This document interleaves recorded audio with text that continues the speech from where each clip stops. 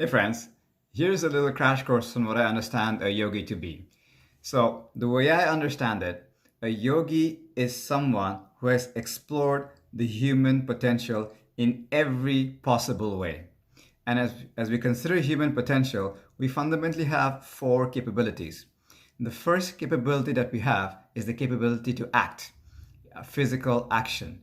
And when you refine and refine and refine physical action, you get to a state when you become selfless, called selfless service.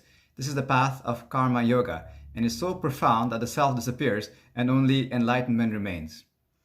Another capability we have is the capability to feel emotions. And when we refine and refine and refine this and come to very ecstatic states, and there's this merger that happens with the divine, that path is called bhakti yoga. This is all the chanting, the incense, the prayers, the gospel singing, the kirtans, the satsangs, all that stuff. Another capability we have is the capability to think. We are, after all, intelligent beings, discerning beings. So, using our logical, rational state, we can refine and refine and refine our understanding to get higher and subtler states of understanding and consciousness until we transcend even knowledge. Very difficult path. This path is called jnana yoga, the yoga through knowledge. The fourth capability that we have is the capability to observe, observing sensations, lights, colors, shapes, sounds, feelings inside the body, observing even the quality of thoughts passing by.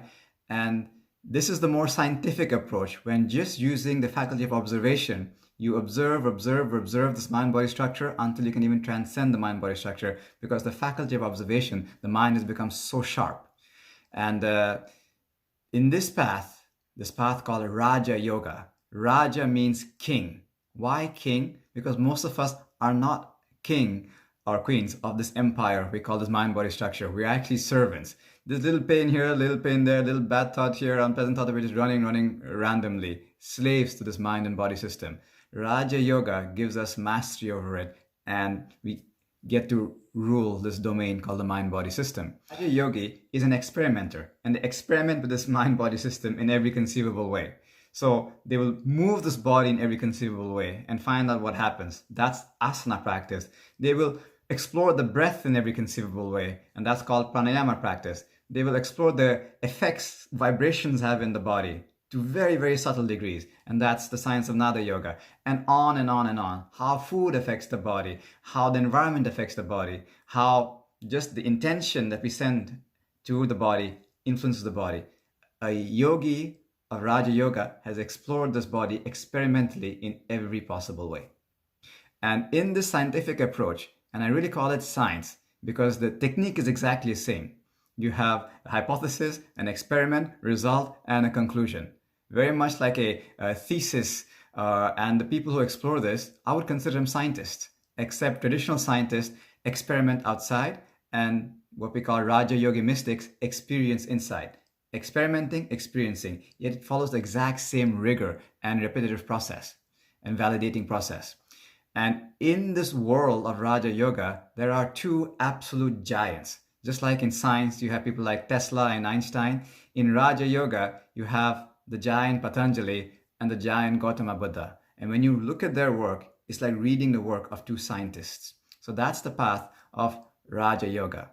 To also consider, all the paths lead to the same place. This lead to the state called enlightenment. And depending on what path you took, that mystic, that yogi will express themselves in that way.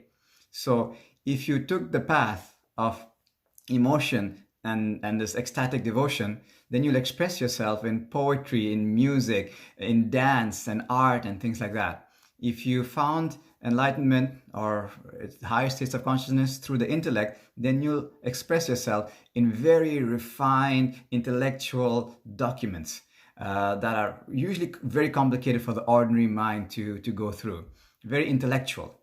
And if you took the path of Raja Yoga, then you'll express yourself in a very clear scientific way, very secular, very universal. And frankly, if you're a karma yogi and you found your path through selfless service, people probably don't know about you because it's not about glory. As the Gita would say, yours is the action, not the fruits of the action. Karma yogis are usually invisible because they're just serving, and anonymity or fame means nothing to them. just like these magnificent sculptures and statues of old, and nobody knows who created them. So these are the 4 ways that a yogi explores. So the fundamental ingredient for a yogi, if one is a yoga teacher, one has to be a yogi first. And the fundamental prerequisite is to be curious about the human condition, explore it. And in that exploration, there are some very profound, beautiful insights. And it's this willingness and this compassion to share these insights that a yoga teacher comes from, to share what they've discovered along the way. So that's a little video on what I consider a yogi to be. I'll make another video very soon about what a yoga teacher might be. Much love.